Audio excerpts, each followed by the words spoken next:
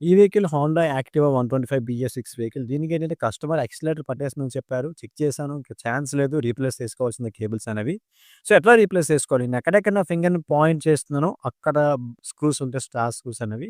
ఆ star screws open చేస్తే మీకు డూమ్ ఓపెన్ అయిపోతుంది. తర్వాత ఇగో right side break యూక్ accelerator యూక్ open చేయాలంటే మీకు ఒక క్లాంప్ ఉంటుంది కదా! ఈ క్లాంప్ అనేది ఓపెన్ చేసావు బ్రదర్ ఏముంది 10 సైజ్ బిట్‌తో అక్కడ బోల్ట్ ఓపెన్ చేస్తే ఆ క్లాంప్ అయితే బయటకొచ్చేస్తుంది. సో, ఇప్పుడేంటంటే మనకి ఆ కేబుల్స్ అనేవి అంటే ముందునిగో ఈ ఫ్రంట్ బోనెట్ క్యాప్ ఓపెన్ చేయడానికి ఇక్కడ 2 స్టార్ స్క్రూస్ ఉంటాయి. ఆ గార్డ్.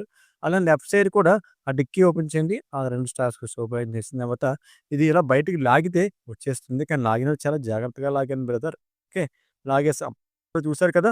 ఆ యాక్సిలరేటర్ కేబుల్స్ అనేవి మీద నుంచి అలా కిందకి వచ్చేసి, ఆ కింద నుంచి అలా నడుము వంపు ఉంది కదా! ఆ నడుము వంపుల నుంచి అలా లోపలికెళ్తాయి. చూసారుగా కేబుల్స్ ఇవి. తప్పించాను నేనక్కడికి. తప్పించి ఇలా బయటకి తీసేసాను. హ్మ్.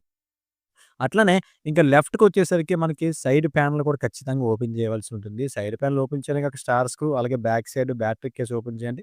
అట్లనే బ్యాక్ డిక్కీ ఓపెన్ చేసి ఇగో థ్రోటిల్ బాడీ నుంచి యాక్సిలరేటర్ కేబుల్స్ తప్పించండి. ఒక 10 8 బోల్ట్స్ ఓపెన్ చేయండి.